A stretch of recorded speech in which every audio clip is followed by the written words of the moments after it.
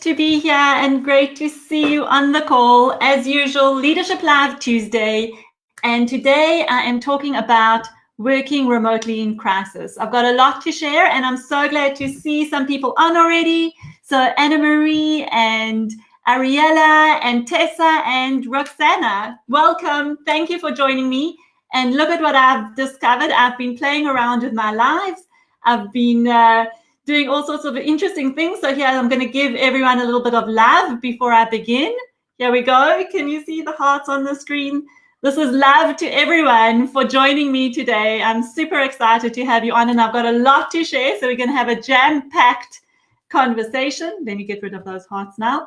And please say hi. Say hi in the comments and let me know that you can hear me, that let me know where you're from. Hold on a second, let me take that off. There we go. Let me know where you're from. Let me know how you are today. Just say hi and what country you're in at the moment.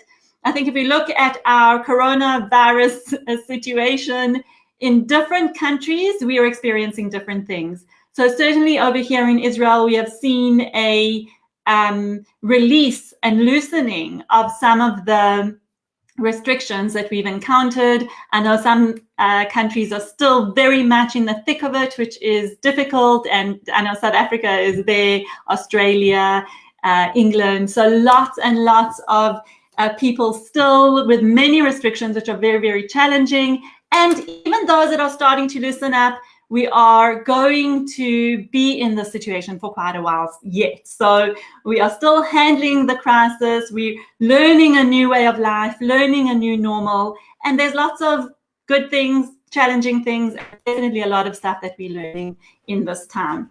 So today I'm talking about working remotely in crisis. And I think that something that I really want to say is that one of the amazing things that have happened is that we've all been able to, or a lot of us have been able to move into this working remotely, not having to go into the office, not being able to go into the office. We've done that transition very, very quickly and very efficiently. And for me, this is a real wonder. It's an amazing thing that's happened here, because I know that when we are in an organization, we're working in a big company and we want to implement change, it takes a very long time to get through the processes, to get the meetings up, to make sure everyone's on board, to create a plan and get everything going. Takes months, sometimes even years to implement change processes. And what we've seen here is that these things have been done very quickly and very efficiently. And this is amazing. I think a big lesson for everyone.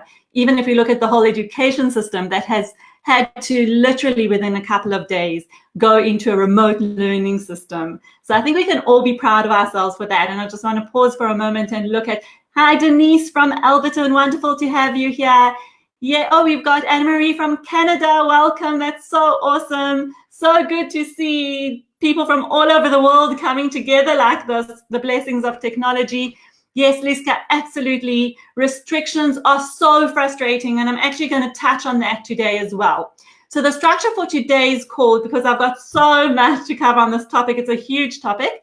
The structure of today is we're going to look at some of the challenges of working remotely, and we're going to look at some tips. I've got 8 tips to give you of things to think about if you are in a situation where you're working remotely, or even it doesn't matter if it's within a company or within your own business, or even how to interact with people on a remote basis. There are challenges and there are tips that we can use to handle those challenges. And that's what we're going to be looking at today. So I've said how amazing it is that we've been able to do this transition, that we've been able to make this change so quickly and so efficiently. And of course, with all the benefits of it come a lot of challenges. So what are some of the challenges of being or needing to move into a remote way of working so quickly without much preparation? So I'd love to see some comments from you. If you guys are working remotely, if anyone who's listening is working remotely, please type into the comments. What are some of the challenges that you've experienced? And I know I've heard a lot, and I'm going to share some of those with you.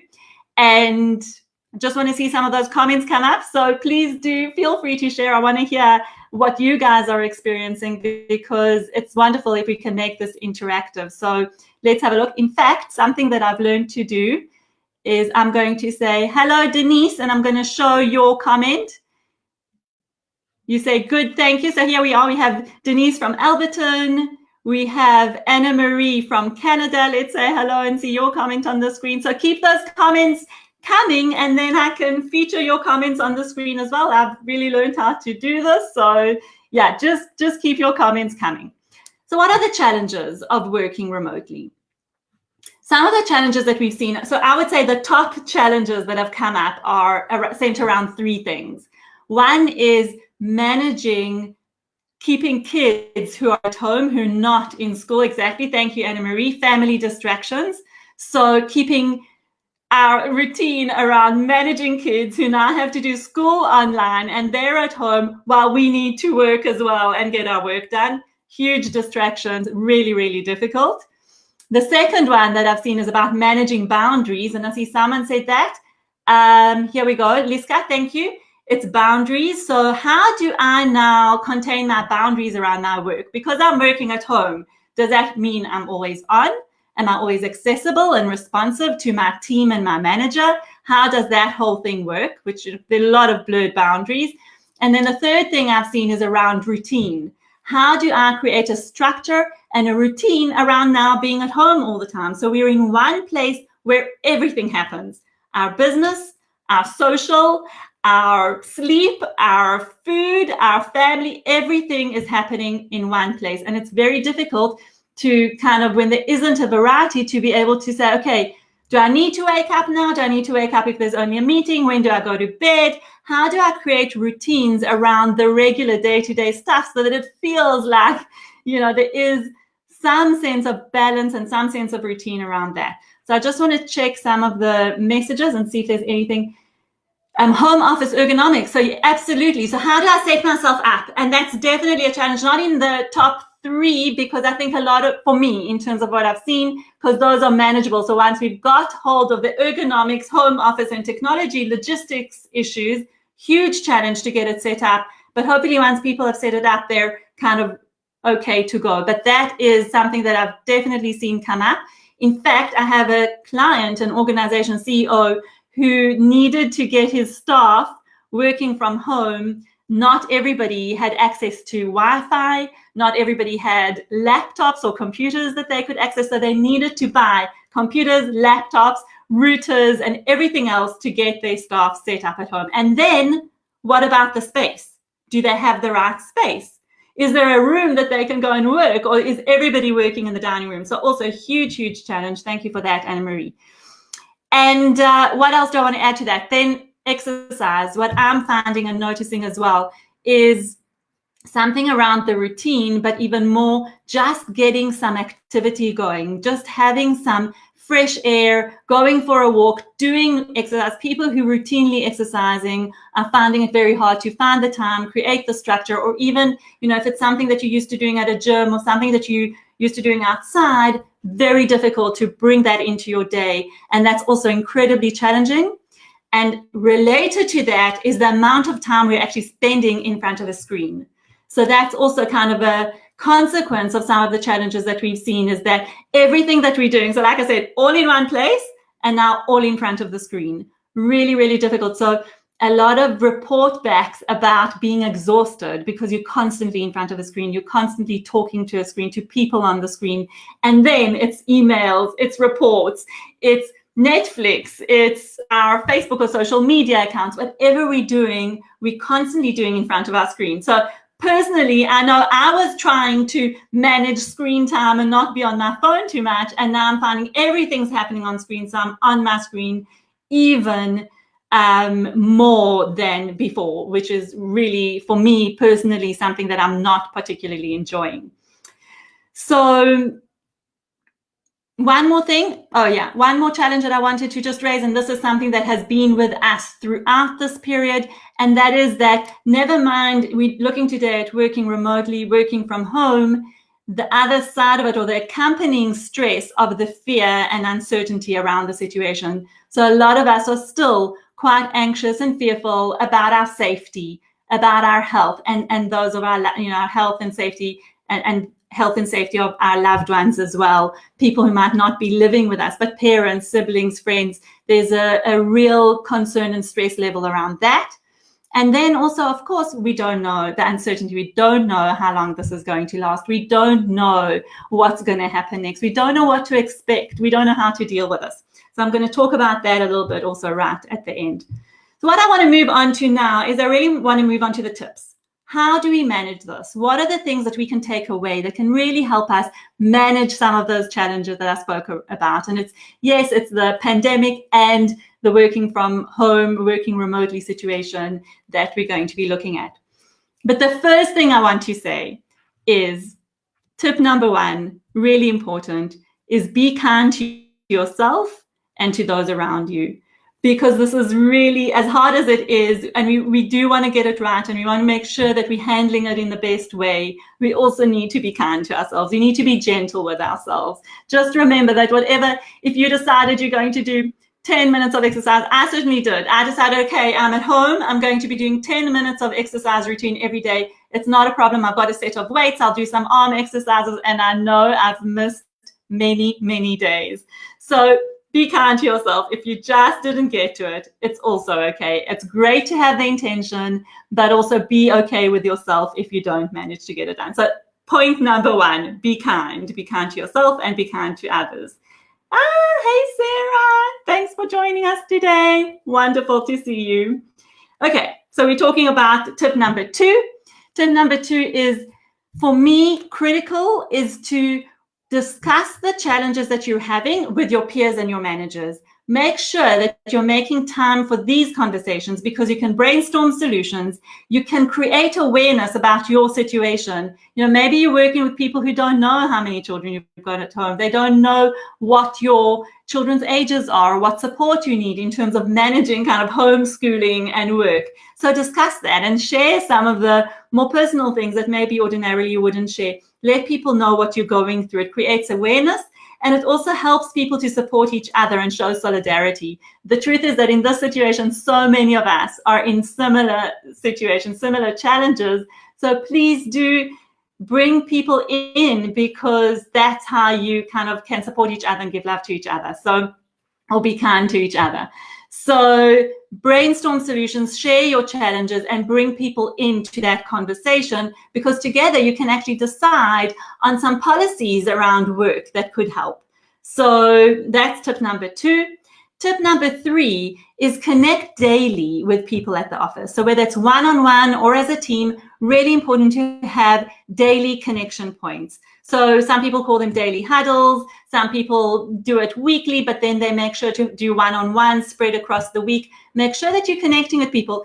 Imagine that if you were in the office, you'd be going to get a cup of coffee and then walking past a few people's desks and saying hi, or you'd be meeting someone at the coffee machine and having a short conversation. And those are important. Those are what brings people together and really create a sense of belonging and connection. We need to keep those up as well. So don't forget about that, and make sure that you're doing that on a daily basis. It's important to be social. It's important to stay connected to the people that you work with and the people that you spend time with on a work basis. Make sure you're doing it on a personal basis as well. Okay, another one is create structure. So this is really important. Try, again, with the overarching umbrella of being kind to yourself, but try to have a regular waking up time, a regular going to sleep time, more or less. Okay, we're not robots, and we have to, allow for whatever it is that comes our way that doesn't fit into the routine. But if you can try to create some kind of a routine that will help you structure your day, it will definitely look a lot better. And in that is included, what are your working hours? When is your lunchtime? What breaks are you going to be taking? And manage expectations instead of in terms of the responsiveness. So just because you're at home and you have access now and you're on the computer and you're working remotely doesn't mean that you need to be on tap at all times. So what are your working hours? When you're on a break, you're on a break. You don't have to feel like you need to respond to a message straight away or an email straight away. Make sure that you create a boundary between the time that you're working and the time that you are engaging with the people at work, with your team, with your manager, and let each other know, you know what, I'm going to stop working at this time. I will check my emails once more. I will check messages once more, but I need to create a break between the time that I'm working and the time that I'm spending with my family. And that really does help to just, I think, maintain a sense of sanity around the enmeshment. I don't even know if that's a word, but I'll use it. The enmeshment of everything that we have in our space at the moment. Okay, so thank you for the comments. I'm just having a quick stop to look at that. Thank you, Denise. Love you being here. Love your support. I really appreciate it. And Anna Marie, you wrote about boundaries, and absolutely, I think that must relate to our conversation about kind of creating those boundaries. They're not sort of easily created by structures and routines and being away from home at an office. So let's create those boundaries ourselves. Okay, moving on to tip number 6. Experiment with different things to see what works. So this is really, we are living in times that we haven't experienced before. We're living in a situation that we need to navigate and learn as we go along. So I'm a big advocate for experimenting with different things. We're not always going to get it right. We're not always going to know what the answer is. And even one thing that works for one person may not work for another person. So do make sure that you experiment with different things. If someone has given you a tip and it doesn't work for you, it's okay. Toss it. Try something else. Keep trying different ways to see what really lands well with you. And I think that it's really about checking in with what sits well with you, what works for your lifestyle, for your personality, for the way you like to do things. And you don't have to kind of let your particular personality or way of doing things go because someone else says it should be done a certain way. So try different things, experiment with different ways of working. If you want to work outside some days, if you want to work in a specific, you need to create a corner for yourself where you can have some quiet time, do that. Try what works and see, follow what's going to really work for you, and try different things. You know, one day you might want to do one thing and another day another thing. So be flexible in that, in playing around, coming up with creative ways to make your working remotely really work for you. Point number 7 was get the technology and the logistics taken care of so that you have a space in your home to work that is your dedicated workspace. Now, I think that's really important because it also ties in to creating the boundaries and the structure. So if you've got little kids at home and your kids know that when you're sitting in that area, it means that you're working, it helps them to understand that maybe you can't be disturbed in that moment when you're sitting in the space. So that's also really helpful to create the boundary and the structure for the people in your home who need to support you in the working remotely aspect. So as far as possible, try to create that, take care of the logistics around it so it makes it as easy as possible for you to really get the remote working right. And then point number 8, which is a tip that I give in many, many different situations and many different circumstances. And I think, Denise, are you saying that I missed one? I think I said 2 together. The one was creating a structure and the other one was managing expectations around responsiveness to messages and emails. So that was number 5, but I'll go over them again. The last one, point 8, is communication. It's important to communicate what you're feeling, what you're doing, where you're at, what support you need. Ask for help and get people to come along this journey with you. We can't do this together. All right, thanks, Sarah. My kids are good. You know, I've worked at home my entire life, so I think they have been molded into understanding exactly when they can disturb and when they can't, and they really, really are okay with that. So yeah, they're wonderful kids. I love them to bits.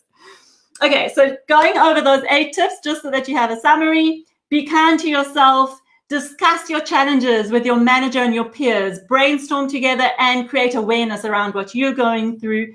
3 is connect daily with someone at the office, whether it's team huddles or individual one-on-one connections, really important. 4 is create a structure around your daily routine, breaks, lunchtimes, wake up, go to sleep, that kind of thing. 5, manage expectations in terms of responsiveness to work requests, work emails, and jobs that need to be done. Number 6 was experiment with different things that work or don't work. Number 7, get the tech and the logistics sorted out, because when you're dealing with those kind of challenges, it can just throw everything out. So make sure that you have a support team in place that can help you with that. And number 8 is communicate. You can never under communicate, in my opinion, in these kind of times. And I really want to end off with a recommendation. Simon Sinek has got a video that's come out recently. I think it's a 6-minute video on, he called it, I think, Unprecedented Times or something like that. Just Google Simon Sinek, Unprecedented Times, and you'll see it. It was a section of a team meeting that they had.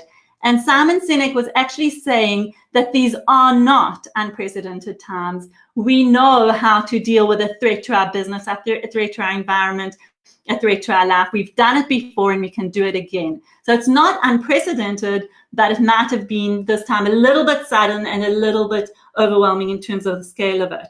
So what he said is we know how to manage change. We've done it before and we can do it again. So the question is not how are we going to get through this?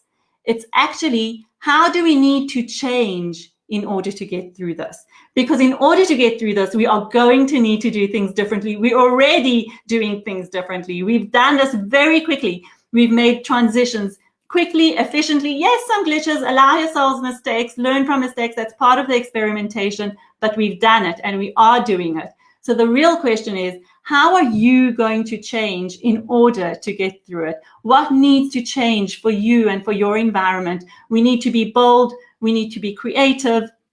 We can't be shy to ask for help, and we need to allow ourselves to experiment, make mistakes, learn, and move on. So that's the question that I'm going to leave you with today. How are we going to change in order to get through this? I know I've spoken about a lot of things. I hope this was valuable. Please write down one tip that you got or one insight or something that kind of landed well with you from today's Leadership Live Tuesday. I'd love to hear about it. And thank you, Liska. Next week, we are talking about decision-making in crisis, because I think there's also a lot around that. So next week, Leadership Live Tuesday is about decision-making and also working remotely. I've written an article about it. In fact, I've got 2 articles out now. One went out in my newsletter yesterday. No, my newsletter went out today. One was in the newsletter today and one a couple of weeks ago about tips for working remotely. So if anybody wants us to email you that, if you guys want us to email you that article, those 2 articles, please just write in the comments, or please send me the article, and Liska, my wonderful assistant, will get in touch and email you those articles. So I'm here to support and help. Any questions that you have, please write them in the comments. Let me know, what is your takeaway from our Leadership Live Tuesday today? Thank you so much for joining me. Really wonderful to see you guys here. Liat and Eliezer, hello. I'm seeing some new names coming up for me. Tasha, hello. Thank you for joining me. Thank you for being here today. Have a wonderful Tuesday, and I will see you next week where we'll be talking about decision making. And I always upload these on YouTube, so you can always go and watch them there, catch the rest of it there. Have a beautiful week and all the best to you. Lots of love. Hold on, I'm going to put some hearts up so you can see. I'll send some love your way. There we go. Some hearts for everybody. I love this. Bye, everyone. Have a beautiful week.